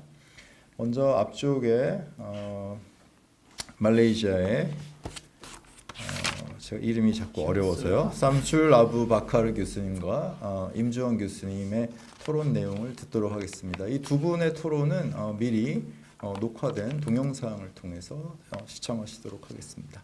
그 이후 문길동 과장님, 그리고 최수영 차장님, 그리고 일부 사회를 맡아주셨던 조신아 교수님의 토론이 계속 이어지겠습니다. Hi all. I want to take this opportunity to thank Professor Im and the webinar organizer for inviting me to participate in these sessions. Besides, I would like to thank Professor Kirkwood, Dr. Juwons, and Mr. Moon for sharing their thoughts and experiences regarding the Alleys Improvement Project. It is inspiring to learn about these projects, primarily on how they were implemented on site through spatial and cultural context considerations. Unfortunately, I will not comment on Mistre's corporate social responsibility projects on alleyways due to the language barrier. Professor Kirkwood's presentations on alleyways design ideas and innovation caught my attention in terms of the space hierarchy. The example exposed how urban landform played a significant role in creating people experiences within the alleys. Alleys in the cities of Edinburgh is characterized by different elevations and walkways that move under and through buildings. On the other hand, the wet alleys of Bangkok sit on a delta, facing a more significant challenge of survival caused by canal reclamations and potential floodings. Both examples represent a strong nature and historical influence on the formulations of alleyway experiences, which require substantial protection from urban and environmental problems. Meanwhile, the hidden stormwater infrastructure proposed for the city of Bangkok may reduce future flooding risks, but require extensive coverage to ensure its effectiveness and success. Besides, conceptually, other advanced technology such as 5G can be integrated into the stormwater infrastructures to provide a real-time active management system. The combination could add more value to the proposed design solutions.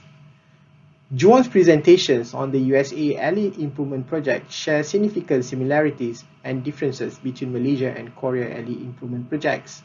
It shows the importance of community involvements, local agencies, and other organizations toward creating an alley that could serve better functions to the public. The project seems to be focusing on planning a safe, conducive working environment for local users. The solutions are very much practical and community-centric. On the other hand, the redevelopments of back alleys in Malaysia focuses on solutions that will turn it into a place of attractions. Less attention was given to the local community basic needs. Nevertheless, the improvements of alleys in Malaysia is influenced and typically associated with cultural resources or social issues that exist on site. I'm also intrigued by Mr. Mu's presentations regarding the Seoul International Garden Show impacts on the underdeveloped areas. I think it was a unique move on how SIX can expand and provide a better opportunity for public space revival in Korea. Instead of focusing solely on the exhibition area, including underdeveloped community and neighborhood gardens as part of the planned exhibition should be applauded. It is encouraging to see how the organizer took the initiative to establish structured community involvement and program to ensure better participation from a different social level. In conclusion, an alley improvement projects need mutualistic efforts from the community, local agencies, NGOs, and corporate sector. We have to balance and recognize their importance and responsibility to ensure the success and sustainability of the project. Besides, design solutions should always consider the safety and the cultural context of the community. Hopefully, this will enhance and promote local uniqueness and create a better sense of ownership. Local agencies should also take more proactive actions by developing more robust policies to protect and recognize alley as important social spaces within the urban fabric. I think that's all. Thank you. 안녕하세요. 텍사스 알링턴 대학교의 조경학과 조교수 임주원입니다. 참여하신 발제자분들의 발표 자료를 받았고 저희 생각을 논해보고자 합니다. 서울국제정원 박람회는 아름다운 정원의 다양한 면모를 보여주는 동시에 제한된 장소에서 벗어나 도시의 골목골목을 들여다보며 시민의 삶에도 영향을 줄 수 있는 기획을 보여주고 있는 것 같습니다. 이러한 기획은 발디딜 틈 없이 개발된 회색의 도시 내에 아주 중요한 역할을 한다고 생각합니다. 큰 공원이나 정원뿐만이 아닌 일상에서의 작은 정원과 텃밭들은 가까운 곳에서 그리고 도시 곳곳에서 활력을 주고 삶을 회복해주는 역할을 하기 때문입니다. 이러한 서울국제정원 박람회에서 골목길 가꾸기를 주제로 심포지움을 하는 것은 현재 여러 도시에서 지속가능하고 살기 좋은 커뮤니티를 만들기에 힘쓰고 있는 세계적 트렌드를 잘 반영한 매우 뜻깊은 일이라 생각됩니다. 여러 나라들의 예시들을 보니 인종과 환경은 다를지라도 도시 내에 잊혀진 골목길들이 참 많고 이 골목길들을 잘 가꾸어 나감으로써 시민들의 삶의 향상을 지향하고 도시의 이미지를 개선하는 데 많은 역할을 할 수 있음을 알 수 있었습니다. 말레이시아에서의 골목길 가꾸기 프로젝트들은 주로 벽화, 페인트칠, 설치 예술 등이 주를 이름을 알 수 있었습니다. 이러한 접근은 주민들이나 방문자들이 쉽게 이해할 수 있고 트렌디한 장소로서 관심을 끌기 좋은 방법인 것 같습니다. 샴술 교수님께서 말레이시아에는 다양한 인종이 있고 여러 식민지 경험이 있다고 하셨는데요. 이러한 역사적 배경이 도시의 골목길을 개선함에 있어 어떠한 영향을 주는지 장점이나 단점이 있는지 궁금해졌습니다. 커크우드 교수님의 케이스 스터디에서 에딘버러의 골목들은 도시의 역사와 그 역사를 간직한 채 깨끗하게 정비된 고즈넉하고 아름다운 도시의 이미지를 잘 나타내주고 있음을 볼 수 있었습니다. 그곳이 고향인 도시계획가가 제시한 인디아의 계획은 도시에서 사람들의 털을 무조건 밀어내고 새로 짓는 것이 아닌 조금씩 덜어내므로 도시의 공간을 열어주고 그곳의 가능성을 열어주는 계획이 인상적이었습니다. 그렇다면 무엇을 덜어낼 것인가에 대한 논의도 주의 깊게 이루어져야 할 것인데요. 이 논의는 지역의 역사와 사회적 가치에 대한 고려가 깊게 이루어져야 할 것입니다. 그 논의의 방향을 마지막 학생 작품에서 잠시 엿볼 수 있었던 것 같습니다. 마지막으로 신월동의 골목길 개선 프로젝트는 한국공항공사의 적극적인 후원으로 여러 년도에 걸쳐 골목길의 이곳저곳을 조금씩 개선해 나가는 점이 인상적인 프로젝트였습니다. 한 번의 급진적인 변화가 아닌 주민들의 이해와 참여를 도모하여 적용되는 개선 계획을 수정하고 발전시킨 것이 이상적인 커뮤니티 개선 계획의 과정이라 생각이 됩니다. 또한 한국공항공사, 서울시청, 양천구청, 환경적용나눔연구원, 주민들 등 이렇게 다양한 사회계층의 사람들이 모여 함께 이룬 프로젝트로서 의미가 있다고 생각합니다. 이 프로젝트가 계기가 되어 주변 동네에도 좋은 영향력을 전달하고 또한 이와 같은 프로젝트가 계속적으로 도입이 되어 신월동의 많은 동네가 더 좋은 환경과 여건을 갖추어 발전할 수 있으면 하는 바람입니다. 저에게는 이 자리가 다양한 골목길 개선 계획에 대해 더욱 많이 알 수 있는 기회였고 다시 한번 심포지움에 초대해 주신 환경조경나눔연구원과 서울국제정원 박람회 관계자 여러분들께 감사드립니다. 네, 잘 들으셨는지 모르겠습니다. 말레이시아의 삼술 아부 바카르 교수님은 기존 발제자의 여러 내용들에 대해서 좀 의견을 주셨는데요. 특히 서울 정원 박람회를 아주 인상 깊게 보셨던 것 같아요. 그러면서 마지막에 무엇보다도 의미 있었던 것은 여러 다른 사회적 계층 또 사회적 차원의 그 참여를 보장한 것이다라는 부분을 논평해 주셨습니다. 그리고 임주원 교수님도 여러 내용을 짚어주셨고 특히 그 신월동 한국공항공사의 프로젝트에 대해서 한국공항공사, 서울시청, 양천구청, 환경조경나눔연구원 뿐만 아니라 당연히 지역 주민들 이렇게 다양한 사회계층들이 함께 협력하고 모여서 만든 프로젝트라는 그 의미를 높게 평가해 주셨습니다.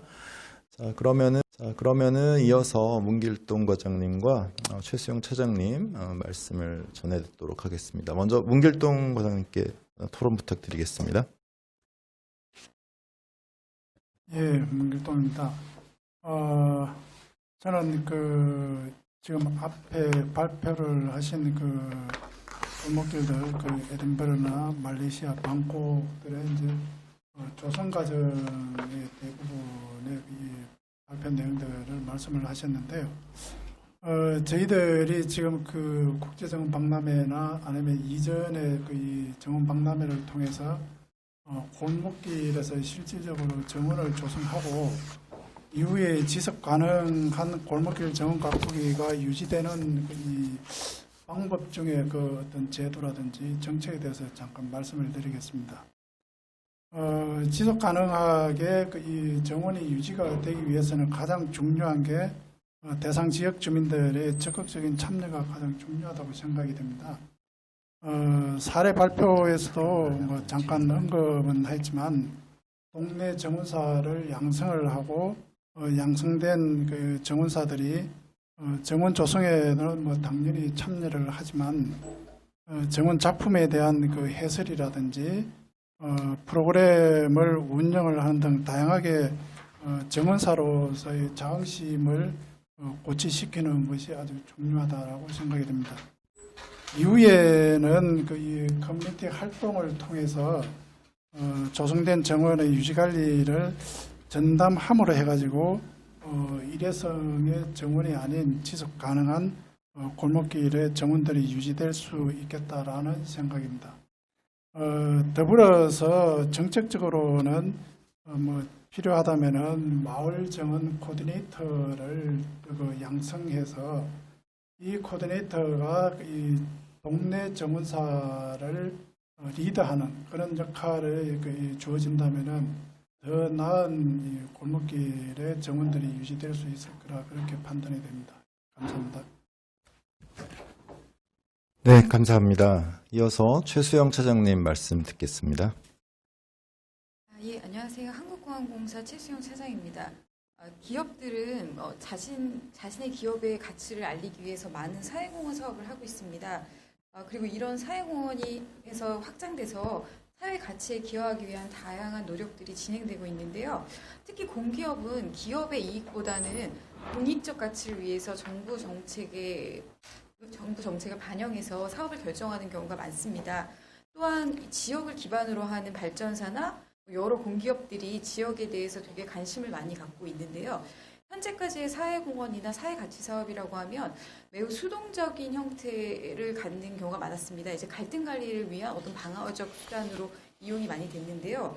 저희 이번 하늘길 초록동행 사업을 통해서 저희가 이제 새로운 가능성을 봤던 것 같습니다. 지역과의 소통이 얼마나 중요하고 많은 자본이 들어가는 것보다는 그들을 이해하고 성장을 견인시킬 수 있는 노력들이 더 중요하다는 걸 알게 된 사업이었고요. 이런 기업들이 이러한 사회공헌에 많이 참여하려고 하면 우수 사례들이 좀 많아져야 될 것 같습니다. 도시재생이라는 이슈가 단순히 공공에서 리드할 수 있는 부분만은 아닌 것 같고요. 여러 기업들의 참여들이 필요한 것 같은데 그러기 위해서는 좀 다양한 우수 사례들이 필요할 것 같고요. 이런 우수 사례들을 만들기 위해서는 무엇보다 다양한 이해관계자들의 협력이 필요했습니다. 저희 같은 경우는 이 사업을 진행하면서 어려움이 되게 많았는데 서울시나 양천구의 적극적인 지원을 통해서 여러 어려움들을 해결할 수 있었고요. 이러한 사례를 통해서 저희가 이제 확장되어서 사회공헌을 추진할 계획도 많이 갖고 있지만 여러 공기업들이나 기업들까지 참여하는 계기가 되었으면 좋겠습니다. 감사합니다. 네, 감사합니다. 오늘 두 분 간에 혹시 서로 질문하실 내용은 없으신지요? 예. 주 교수님 일부 사회 수고하셨는데 오늘 발표해 주신 두 분께 혹시 질문하실 내용은 없으신가요? 간단하게. 네. 예, 그러면은 일단 저희 행사를 위해서 미리 사전에 질문을 굉장히 많이 보내주셨습니다. 좀 소개해 드릴 텐데요. 이 전부 다 답을 드릴 수는 없을 것 같고, 이 중에 한 3분 정도만, 3개 질문 정도만 좀 골라서, 오늘 나와 계신 패널들께 의견을 좀 들어보도록 하겠습니다. 제가 알기로는 한 50개 정도의 사전 질문이 들어온 걸로 알고 있는데요. 예를 들어서 성공적인 골목길 재생을 위한, 주민들과의 논의 방법에 대한 질문들도 많았고요. 골목길 재생이 지속 가능해서 계속 이루어지기 위해서는 현장에서 어떤 조건이 필요한가 이런 질문들도 굉장히 다수 있었습니다. 그 중에서 한 3분 정도의 질문을 택해봤습니다. 먼저 첫 번째로 서울시 한강사업본부의 유태웅 선생님께서 보내주신 질문인데요. 정원박람회 외에 다른 골목길 정원 구현 사례가 있다면 좀 소개해 주십시오. 이런 질문을 해주셨습니다. 사실 오늘 일부에서 보여드린 많은 발제자들의 굉장히 다양한 사례들이 있었습니다. 때로는 예술 작품을 설치하는 프로젝트 또는 지역 자원이나 지역의 재료를 이용하는 프로젝트들도 많이 있었고, 때로는 그게 꼭 사회적인 프로젝트가 아니라 생태적인 프로젝트까지 연결된 굉장히 다양한 사례들이 있었습니다. 이 사례들에 대해서, 정원 구현 사례에 대해서 주신하 교수님께서 조금 말씀 부탁드리겠습니다. 네, 방금 소개받은 주신하면서 1부에서는 화해를 봤는데 2부에서는 토론에 참여하게 됐습니다. 제가 사실은 정원박람회 다른 골목길 사례를 소개드릴 만큼 깊이 관여된 건 아닌데요. 제가 정원박람회를 경험하면서 알고 있는 상황에 대해서 조금 말씀드리는 게 좋을 것 같아서 이 질문에 대해서 제가 답변을 좀 드리도록 하겠습니다. 사실은 정원박람회가 주로 공원같이 넓은 면에서 진행이 된 것이 많은데 골목길에서 진행된 정원박람회도 몇 개 있었던 것 같아요. 제 기억에. 지금 뭐 대표적인 게 서울시 정원박람회가 작년부터 골목길에서 진행하고 있었는데 그 이전에도 그런 시도는 좀 있었던 것 같습니다. 대표적인 게 아마 2016년 정도인 것 같은데 순천만에서 작가 정원을 그 구도심을 재생하기 위해서 구도심 안에서 이렇게 정원 조성을 한 사례가 있었죠. 그래서 제 기억엔 5개 정도의 정원이 구도심, 원도심이라고 표현했었는데 원도심 안에서 정원을 만드는 작업들을 했었습니다. 작가분들이 주변에 시민들의 양해를 얻어서 참여라기보다 양해였던 것 같아요. 그때는 양해를 얻어서 그분들 의견을 받고 그런 의견을 좀 반영을 해서 정원을 만든 사례가 있었습니다. 근데 당시만 하더라도 시민들의 그 인식이 아주 그렇게 긍정적이었던 것 같지는 않아요.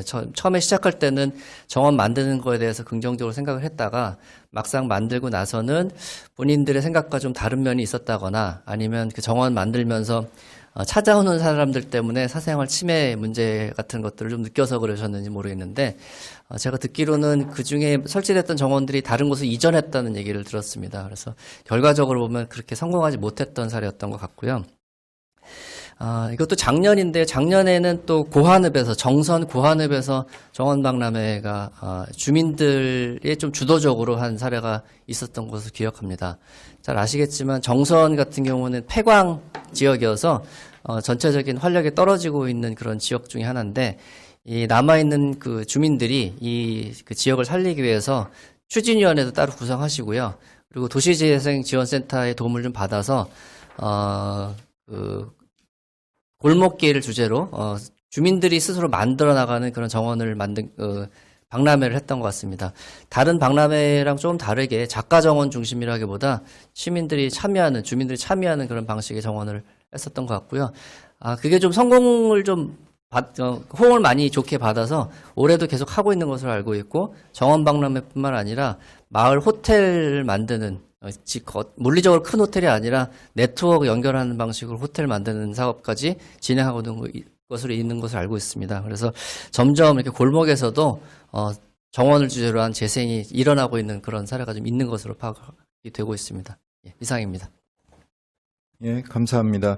오늘 보신 여러 프로젝트 중에 또 관심 가셨던 것은 없으신가요? 시간이 남을 것 같아서 말씀드립니다.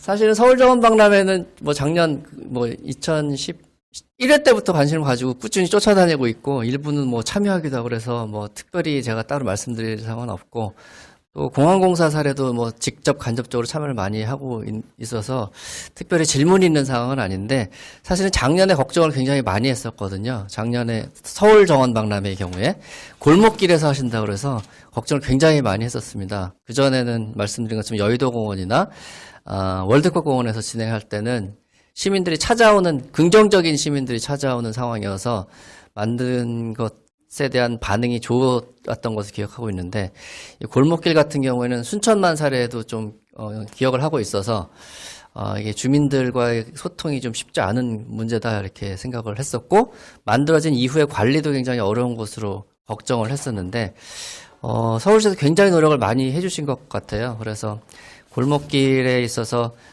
시민들과의 소통도 좀 원활하게 했던 것 같고 물론 아쉬워하는 목소리가 전혀 없었던 건 아닌 것 같아요. 특히 작가분들 같은 경우에는 여전히 조금 불편해하셨던 분들도 있었던 것으로 알고 있는데 다른 사례들에 비해서는 굉장히 진일보한 성과를 거뒀다 그런 생각을 하고 있고 그다음에 만든 이후에 관리하는 것도 시민정원사분들이 적극적으로 참여해 주신 것 같아요. 그래서 그 부분도 생각했던 것보다 훨씬 더 좀 긍정적인 것 같습니다. 근데 작년 사례를 좀 되살려 보면은 골목길이다 보니까 이제 행사 진행하는 데는 좀 어려움이 있었던 거 아니에요? 그런 생각도 좀 들어요. 그래서 행사 진행이라는 게 사람들이 많이 모여서 같은 얘기를 듣고 또 의견을 나누고 하는 것들이 필요한 부분이 분명히 있는데 골목길이 이제 장소다 보니까 그런 거 할 때 좀 불편한 점이 없지 않았던 것 같습니다. 장소가 좀 떨어져 있는 점도 좀 어려움이 있었고 그런 점을 조금 보완하면 원래 올해로 계획된 건데 내년 봄으로 이제 계획을 하고 계신데 조금 그 장소 측면이라든가 아니면은 그 정원을 만드는 과정 그다음 만든 이후의 관리 이런 것들을 작년 경험을 충분히 하셨을 걸로 생각을 해서 그 점을 좀 보완하시면 훨씬 더 좋은 정원박람회가 되지 않을까 뭐 그런 생각입니다. 예. 예, 고맙습니다. 유태웅 선생님 질문에 대해서 주신하 교수님이 몇 가지 의견을 주셨습니다. 저는 골목길 이 재생 프로젝트에서 굉장히 인상적이었다고 할까요? 재밌었던 경험 중에 하나가 우연히 오늘 임주환 교수님 발표에서 봤는데 원래는 재생한 프로젝트인지도 몰랐습니다. 몰랐는데 오늘 아까 듣다 보니까 시애틀 옆에 베인브리지 아일랜드라는 섬이죠. 섬 도시에 있던 아까 윈슬로우 웨이라는 프로젝트 소개를 해주셨는데 그거 보면서 저희가 원래 있던 오래된 길을 재생한 곳이었구나라는 걸 알았습니다. 제가 어떻게 우연히 가봤는데 거기서 정말 예쁘고 작은 상점들이 많았습니다. 그러니까 여기는 꼭 사회적 측면의 그런 공동의 정원 같은 것들을 만들었다기보다 비즈니스 디스트릭트로서 굉장히 성공적으로 소박하게 잘 재생한 프로젝트가 아니었나 하는 생각이 들고요. 오늘 깨달았습니다. 그리고 거기서 굉장히 맛있는 아이스크림을 사 먹고 쭉 걸어다니면서 즐거웠던 그런 기억이 있습니다. 예, 그러면은 다른 질문 또 하나 들어보고 오늘 패널들께 대답을 부탁드리도록 하겠습니다. 예, 이한숙 선생님, 서울시 공공조경과라고 소개해 주셨는데요. 이한숙 선생님의 질문입니다. 골목길 정원 가꾸기를 지속 가능하게 하기 위해서는 제도나 정책이 굉장히 중요할 텐데 그런 제도나 정책은 어떤 게 있을지 질문해 주셨습니다. 이거는 아무래도 서울시의 문 과장님께서 한번 의견 주시면 좋겠습니다. 예, 좀 전에 토론 때도 말씀을 드렸지만 지속 가능한 골목길 정원 가꾸기가 되기 위해서는 제도나 정책도 물론 앞서 나가는 일도 아주 중요하다고 생각이 됩니다. 그러나 첫 번째는 대상지에 있는 주민들이 얼마만큼 이 박람회에 적극적으로 참여하느냐 그 문제가 가장 중요하다고 저희들은 생각을 하고 있습니다. 그래서 물론 제도적으로 좀 뒷받침이 된다 그러면은 이게 동네 정원사라는 이런 타이틀이 하나의 자격으로서 부여가 된다면은 오히려 시민 정원사보다는 동네 정원사가 자긍심을 가지고 상당히 열심히 활동을 할 수 있겠다라는 그런 생각이 있고요. 또 하나는 저희들이 이제 그동안에도 정원박람회 외에 이제 다양한 골목길 가꾸기 사업을 해오면서 느꼈던 바는 시민정원사들을 이제 저희들이 상당히 많이 양성을 하고 있습니다. 그런데 이분들은 이제 양성은 해가지고 실제적으로 활동을 많이 하고 있는데 신분이 아주 이제 좀 불확실합니다. 그게 이제 예를 들면은 저희들이 시민정원사라고 이제 교육과정을 이수를 하면 이제 수료증을 주는데 그 수료증 가지고 다른 지역에 가가지고 다른 활동을 할 수가 없습니다. 이게 그런 어떤 기관에서 주는 자격증이 아니기 때문에 그래서 이런 부분들도 공인된 자격이 부여가 된다 그러면은 시민정원사나 동네정원사나 정말 활동하는 데도 상당한 많은 도움이 되겠다 그런 생각입니다. 예, 감사합니다. 제도나 정책도 중요하지만 그것보다 조금 한 단계 아래 소프트한 측면에서 동네 정원사 같은 그런 것, 새로운 어떤 에이전시의 중요성을 많이 강조해 주셨습니다. 세 번째 질문으로 소개해 드릴 것은 라테르의 정현정 선생님의 질문입니다. 도시재생 및 골목길을 계획하여 만들고 지속적으로 가꾸는 데는 여러 주체가 개입하는데요. 여러 이해관계자들이 개입해야 되는데 이런 다양한 주체들을 어떻게 조정하고 연결해야 할까요? 라는 질문을 주셨습니다. 굉장히 중요한 질문이신 것 같은데요. 이 부분은 사회공헌 사업을 하시면서 경험이 많으신 그 최수영 차장님께 좀 의견을 들어보겠습니다. 예, 앞에서 잠깐 언급을 해드리긴 했었는데요. 무엇보다 이 다양한 이해관계자의 협업이 매우 중요한 것 같습니다. 지자체, 이제 저희가 사업을 하면서 기업에서 발제를 한 사회공헌이지만 사실은 이 사회공헌이 저희 단독으로 이루어질 수 없는 절대적인 사업이었고요. 지자체의 조정과 그 어떤 행정적인 노력이 무엇보다도 중요했습니다. 그래서 이제 각자의 역할에서 뭔가 주장을 하기보다는 서로 그 의견을 듣고 조율해 가는 그 과정에서 매우 의미 있었던 사업이었던 것 같고요. 그리고 이제 그 무엇보다 지역 주민의 약간 수준 높은 시민 의식이 있었으면 더 좋았을 것 같은데 이거는 이제 점점 가면서 이게 단기간이 아니라고 하면 어느 정도 해소되는 문제인 것 같습니다. 저희가 첫 해 때와 지금 4차년도 올해 사업을 진행하고 있는데요. 주민들의 생각이 굉장히 많이 달라지셨습니다. 그래서 이건 이제 처음부터 높은 시민의식이 있었으면 더 좋겠지만 이건 또 그 인내심을 갖고 기업이 1, 2년 안에 뭔가 일회성적인 효과를 바라지 않는다고 하면 장기적으로 갔을 때는 함께 갈 수 있는 부분이었던 것 같습니다. 그래서 이런 여러 가지 우수 사례들을 저희는 뭐 우수 사례라고까지 하기는 아직은 부족한 점이 많지만 이런 여러 사례들을 만들어내면서 쉽게 이제 그 어떤 참여의 벽이 낮아진다고 하면 더 많은 것들이 이런 우수 사례를 만들 수 있을 것 같고요. 이런 주체들은 역시 협업인 것 같습니다. 네, 감사합니다. 네, 감사합니다. 다음으로는 저희 사전 질문 보내주신 분들께 기프트콘을 보내드리기로 했는데요. 20명. 굉장히 많이 드리죠. 예. 굉장히 많이 드립니다. 20분의 그 기프트콘 당첨자가 있으신데요. 지금 화면에 아마 곧 나오게 될 것 같습니다. 긴장되시죠?